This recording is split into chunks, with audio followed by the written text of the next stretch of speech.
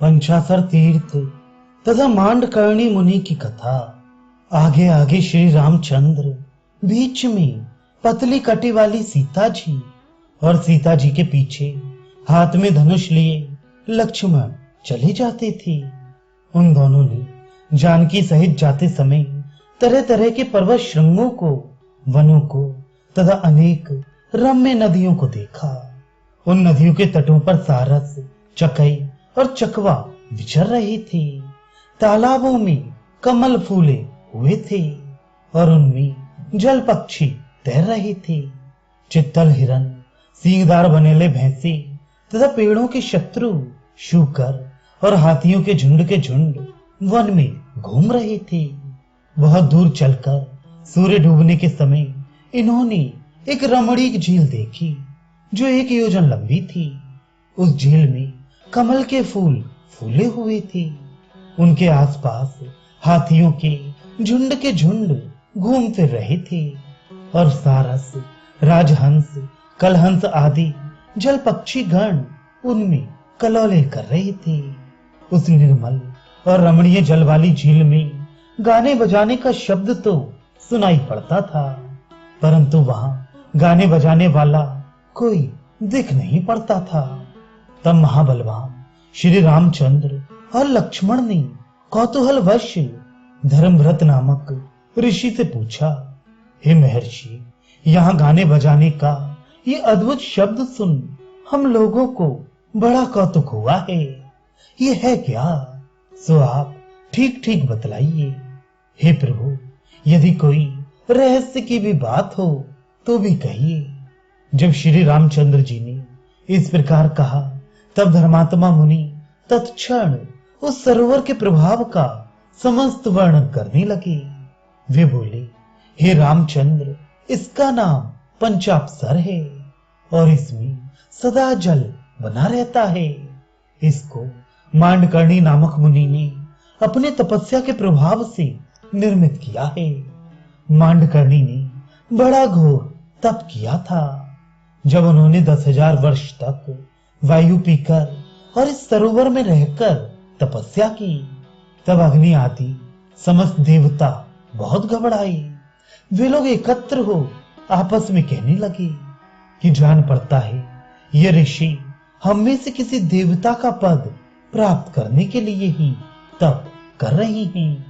ऐसा मन में विचार और घबरा कर उन सब देवताओं ने ऋषि के तप में विघ्न डालने के लिए बिजली के समान तेज वाली 5 प्रधान अप्सराओं को इस काम के लिए नियुक्त किया।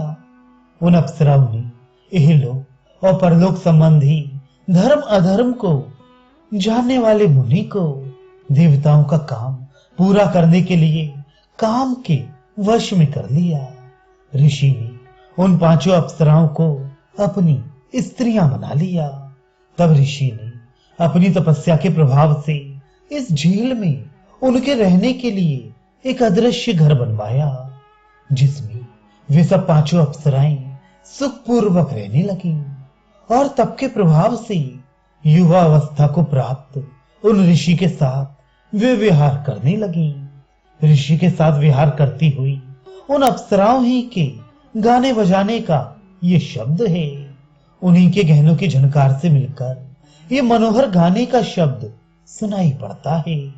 विशुद्ध चित्त धर्मभ्रष्ट से ये वृत्तांत सुन महायशस्वी श्री रामचंद्र और लक्ष्मण को बड़ा आश्चर्य हुआ और यही बातचीत करते करते उन्होंने एक आश्रम मंडल देखा।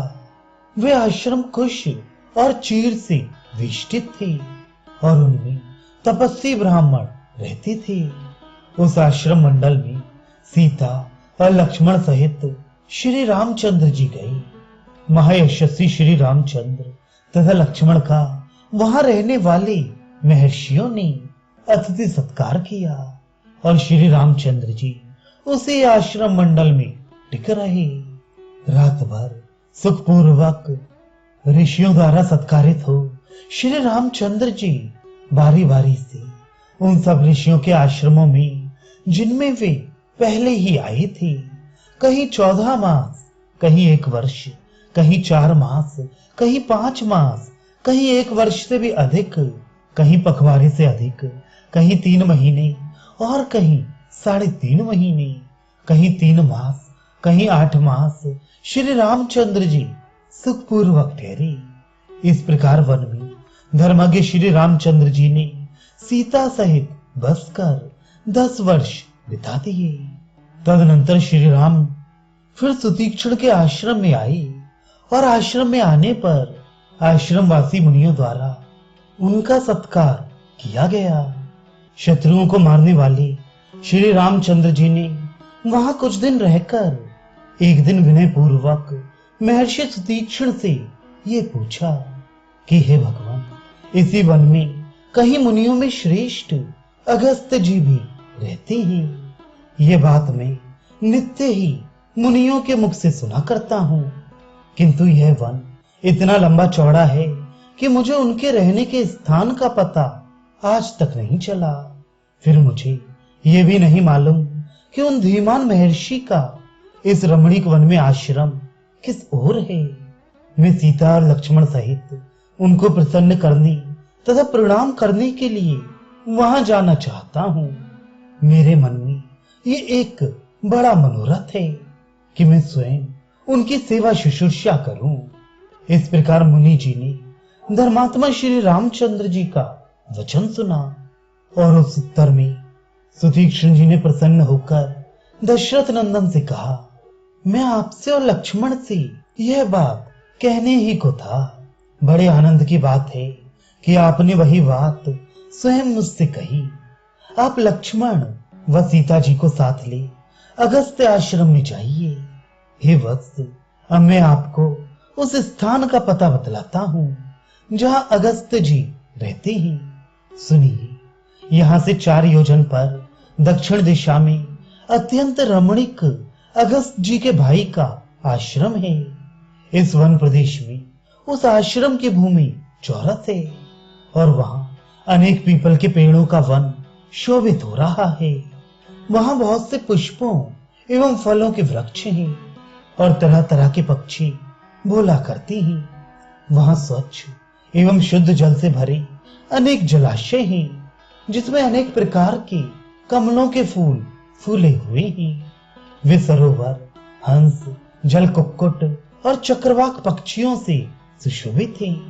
वहां एक रात ठहर कर प्रातः काल होते ही आप वहां से यात्रा कीजिएगा। वहां से वन समूह की बगल से दक्षिण दिशा की ओर 1 योजन चलने पर आपको अगस्त्य जी का आश्रम मिलेगा। वहां रमणीय और अनेक वृक्षों से युक्त आश्रम में आप सीता और लक्ष्मण के सहित सुख से वास कीजिएगा। वे वन स्थली और अनेक वृक्षों से सुशोभित होने के कारण अत्यंत रमणीय है। यदि आप उन महर्षि अगस्त जी के दर्शन करना चाहते हैं तो हे महायशस्वी, आज ही जाने का निश्चय कर लीजिए। सुतीक्षण जी के ये वचन सुन और भ्राता सहित मुनि को प्रणाम कर श्री राम लक्ष्मण और सीता जी को साथ ले अगस्त जी के आश्रम की ओर प्रस्थानित हुए।